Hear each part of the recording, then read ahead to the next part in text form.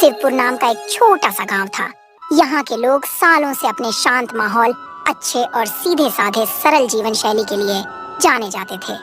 लेकिन बीते कुछ समय में इस क्षेत्र में मौसम का मिजाज तेजी से बदलने लगा था। गर्मी असहनीय होती जा रही थी और फसलें सूखने लगी थीं। सभी लोग गर्मी से बेहाल थे। फिर भी गांव के लोग एक दूसरे की मदद करते हुए जीवन चलाने की कोशिश करते। उसी गांव के कुछ दूरी पर पहाड़ी क्षेत्र में एक प्राचीन गुफा था, जहां एक वृद्ध साधु रहा करते थे। उनके बारे में कहा जाता था कि वे इंद्रियों पर नियंत्रण रखने वाले बड़े ही दयालु और अनुभवी साधु हैं। कुछ लोगों ने उन्हें साधु और कुछ ने फकीर भी समझा, लेकिन असल में वे एक व्यक्ति ही थे। उनका नाम महात्मा शिवानंद था, जो वर्षों से तपस्या कर रहे थे। वे अपने दिव्य तप से पहाड़ की उग्र जलवायु को भी सहन कर लेते थे। किंतु इस बार मौसम इतना विकराल रूप ले चुका था कि उनकी सहन शक्ति भी चूकने लगी थी।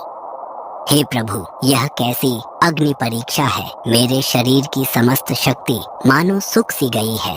इस भीषण गर्मी में भी मैंने सदा उपवास और साधना को ही अपना जीवन बना लिया है, पर अब शरीर जवाब दे रही है। गर्मी से साधु महाराज की हालत खराब होने लगी थी।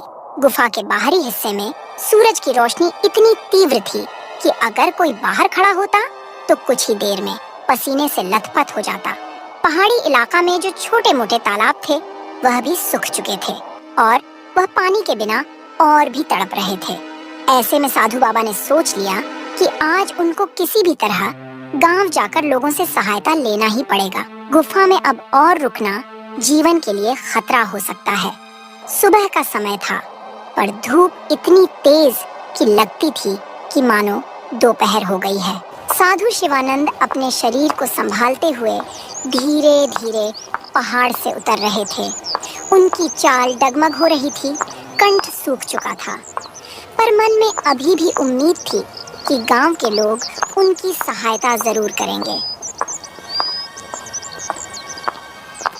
रास्ते में उन्हें एक चरवाहा मिलता है, जो अपनी भेड़ियों को पहाड़ पर चराने ले जा रहा था। अरे बाबा जी, आप इस भीषण गर्मी में कहाँ निकल कर जा रहे हैं? आपकी तबीयत तो ठीक है ना? हे बेटा, मुझे कुछ पानी की आवश्यकता है। बहुत कष्ट में हूँ। क्या तुम्हारे पास पानी है? चरवाहा असमंजस में पड़ जाता है। उसके पास भी सिर्फ एक छोटा सा पानी का मशक था, जो पूरे दिन उसके लिए काफी मुश्किल से चलता था। कुछ क्षण सोचने के बाद वह थोड़ा पानी साधु को दे देता है। बाबा, मेरे पास ज्यादा पानी नहीं है, पर जो है वह आपको दे रहा हूँ। आप गांव पहुँचे तो और लोगों से भी मदद मांग लेना। साधु को थोड़ी राहत मिलती है। उन्हें इस चरवाहे में उम्मीद की किरण दिखती है। साधु उसे आशीर्वाद देकर आगे बढ़ जाते हैं। जब साधु गांव के पास पहुंचते हैं तो देखते हैं कि गांव के पास में ही एक ही कुआं था, जो अब लगभग सूख सा गया था। गांव के लोग दिन भर उसका पानी निकालकर अपने अपने काम में लगा लेते थे। साधु शिवानंद जब गांव में दाखिल हुए तो सबसे पहले उन्हें तेज धूप ने इतना तपन दिया कि उनके गर्दन पर चमकती पसीने की बूंदें झलक आईं।